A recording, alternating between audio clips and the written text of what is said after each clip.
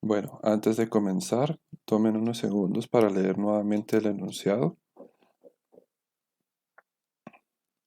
Comenzaremos desarrollando la primera técnica, que es el valor actual o el valor presente neto. Para esto, antes de todo, colocaremos los años y los flujos de efectivo obtenidos en cada año en una tablita. En el año 0 se da el desembolso, que son 100.000 quetzales. Lo vamos a colocar con signo negativo. Y tenemos los siguientes flujos para cada año: 10.000, 60.000 y 80.000 en el tercer año. Como les decía, el valor actual neto es la primera que haremos el cálculo. Lo primero que haremos será copiar cada uno de los valores que colocamos en la tabla original, tomando en cuenta los flujos de efectivo desde la inversión hasta el año 3. Luego vamos a plantear el factor de descuento. En este caso, el enunciado nos decía que la trema es del 10%. Es decir, trema significa la tasa requerida mínima aceptada por el inversionista. Colocar acá nuestra trema del 10% y ya podremos empezar a formular nuestro factor de descuento, que nos quedaría de la siguiente forma para el año 0. Si ustedes se fijan, lo que estamos tomando en cuenta acá es una fórmula de matemática financiera. 1 más el rendimiento, que en este caso es 0.10, elevado a la menos n, que en este caso es a la menos 0.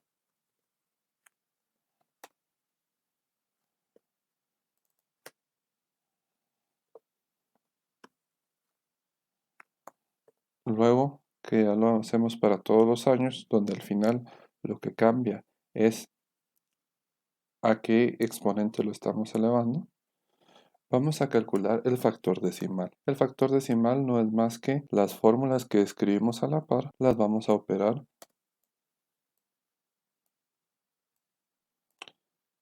Tomen en cuenta que utilizaremos 4 decimales para los cálculos financieros. Ahora que ya tenemos nuestro factor decimal, vamos a calcular el flujo neto actualizado. Para esto multiplicaremos el flujo en el proyecto por el factor decimal y lo haremos con cada uno de los años del proyecto. Luego que ya hemos operado, haremos la sumatoria del año 0 hasta el último año del proyecto. En este caso nos da 18.779. En la sumatoria es importante recordar la ley de signo, es decir, en el año 0 tenemos un desembolso, una cantidad negativa, por lo tanto, más por menos me da menos. Eso influye en el resultado del valor actual neto. Acá ya concluimos el cálculo del BAN. Si nosotros quisiéramos tomar una decisión únicamente considerando el BAN, nos dice la condición que nuestro BAN debe ser mayor a 0 para poder aceptar el proyecto. Si tenemos un BAN menor a 0, no aceptamos el proyecto. En este proyecto L, nosotros sí lo podríamos aceptar porque el resultado nos dio 18.779. La segunda técnica es la tasa interna de retorno. Para la tasa interna de retorno tenemos dos métodos de cálculo: la aproximación, es decir, vamos al tanteo, o el método de la falsa anualidad. Empecemos con el método de la aproximación.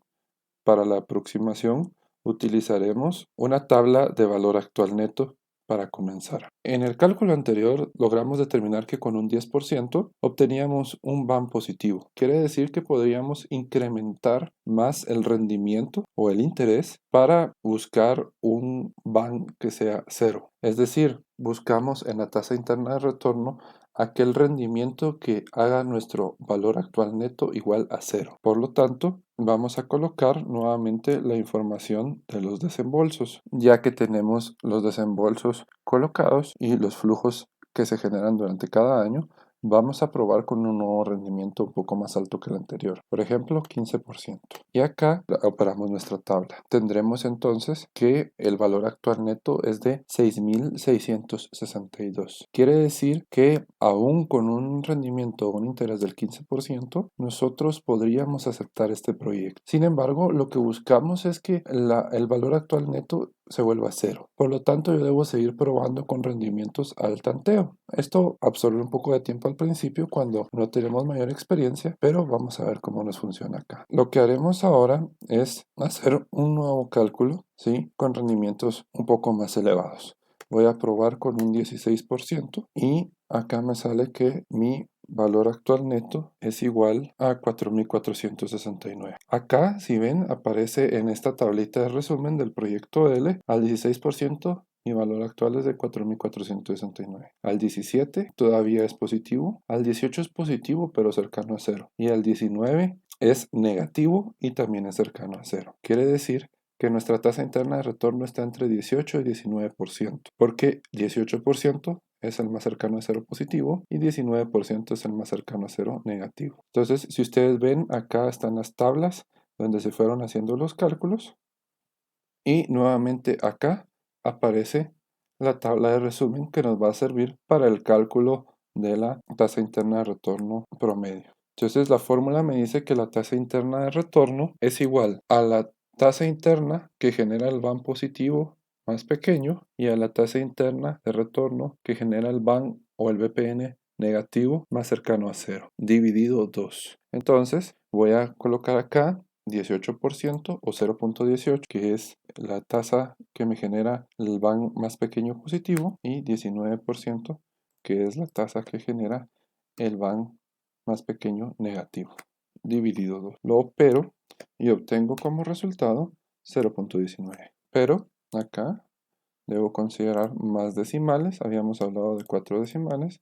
Entonces, el valor de la tasa interna de retorno aproximada será de 0.185, lo mismo que decir 18.5%. Hasta acá determinamos la tasa interna de retorno por el método de la aproximación. Como ven, es de ir probando varios valores. Sin embargo, tenemos el segundo método, que es la tasa interna por falsa anualidad. Para ello, veamos cómo se calcula. Primero, debemos colocar nuevamente la información de los flujos de efectivo para tenerlos como referencia.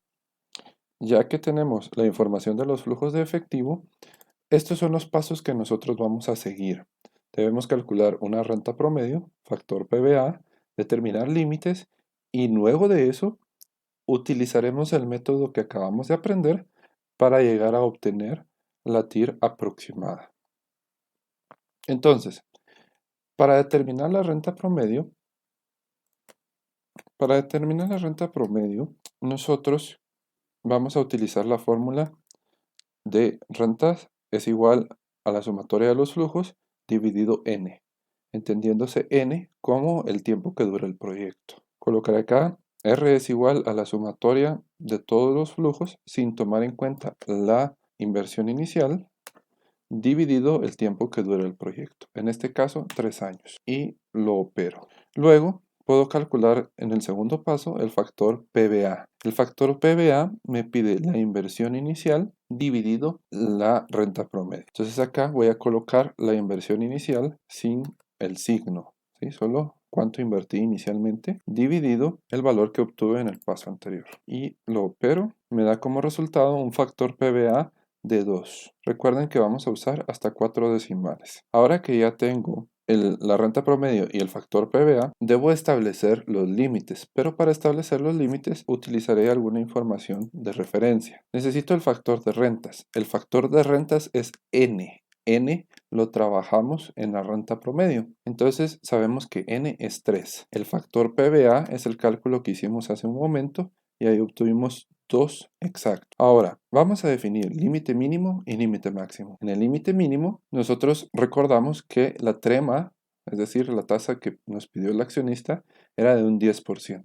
Eso será nuestro límite mínimo. Ahora, para el límite máximo, yo me voy a apoyar en las tablas financieras. Entonces, en las tablas financieras, yo voy a hacer la búsqueda del factor de rentas.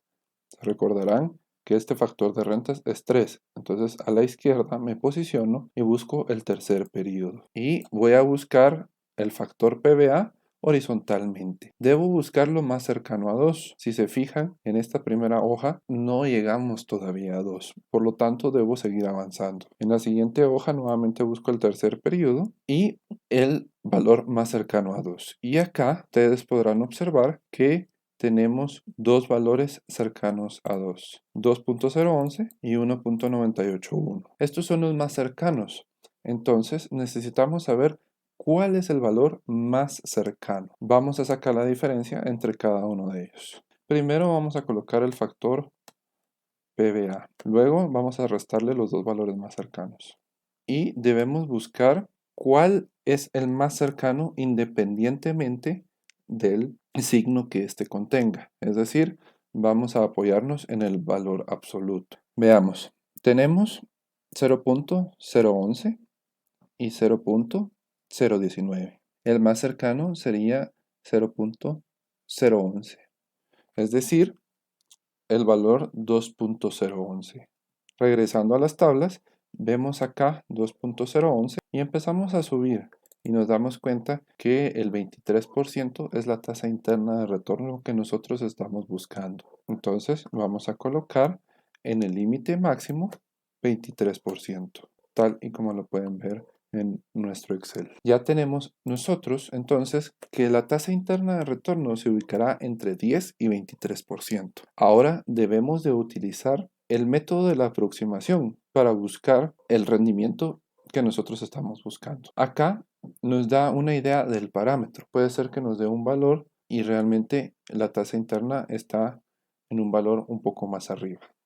Podemos utilizar nosotros el método que consideremos más conveniente para hacer nuestros cálculos. Ya que terminamos la tasa interna de retorno, nos trasladaremos al cálculo del coeficiente beneficio-costo.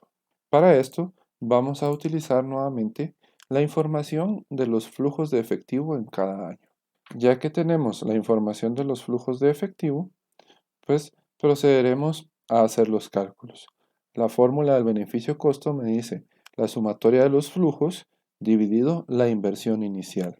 Entonces, sumo los flujos que obtuve en los 3 años y los divido dentro de la inversión inicial, siempre considerando esta sin el signo.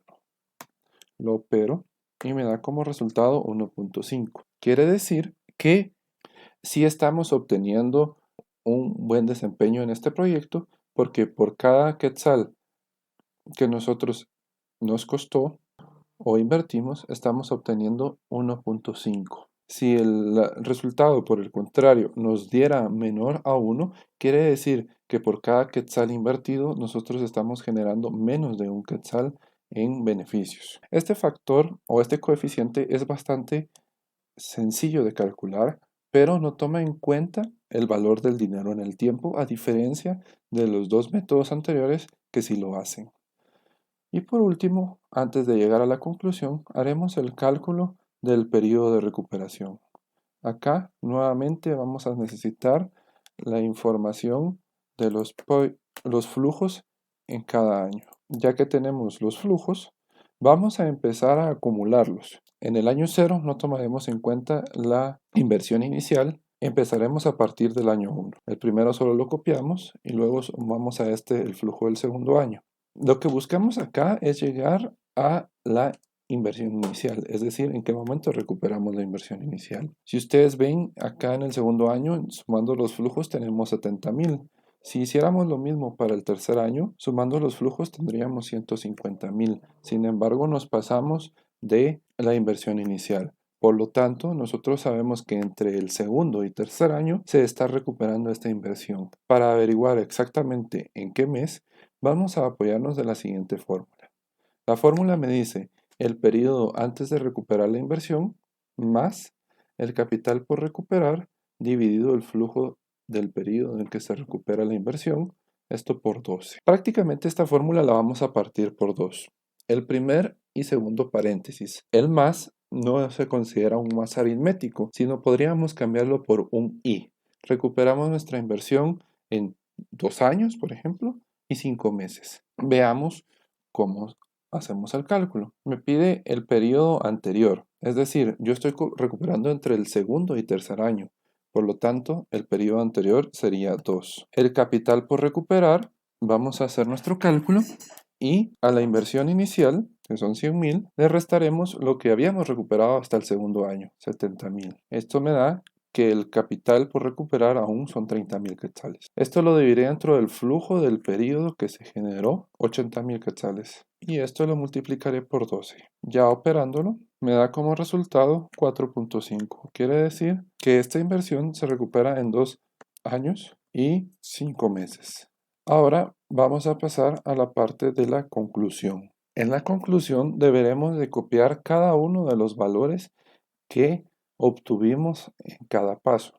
Es decir, nuestro valor actual neto de 18.779, tasa interna de 18.5%, coeficiente de beneficio-costo de 1.5 y un periodo de recuperación de 2 años y 5 meses. Ahora tenemos también los resultados del proyecto S y el criterio de aceptación en cada uno. Vean que para el periodo de recuperación tenemos un criterio de menor o igual a 3 años. Este criterio es establecido por los accionistas o los inversionistas. Es un criterio subjetivo, pero en este caso nuestro proyecto L cumple con ese criterio. Ahora, a nivel global, analicemos cada uno de nuestros proyectos y nos podemos dar cuenta que muchos se inclinarían por el proyecto S, porque el proyecto S tiene un valor actual neto, una tasa interna de retorno más alta y un periodo de recuperación más rápido. Claro, si fueran proyectos mutuamente excluyentes, yo diría, bueno, me voy por el proyecto S. Sin embargo, algunos se podrían enfocar en el proyecto L, pues el proyecto L también es bastante atractivo, da una tasa interna de retorno más pequeña, pero recuerden que a mayor rendimiento, mayor riesgo. Entonces, si tenemos un inversionista con aversión al riesgo, podría enfocarse en el proyecto L.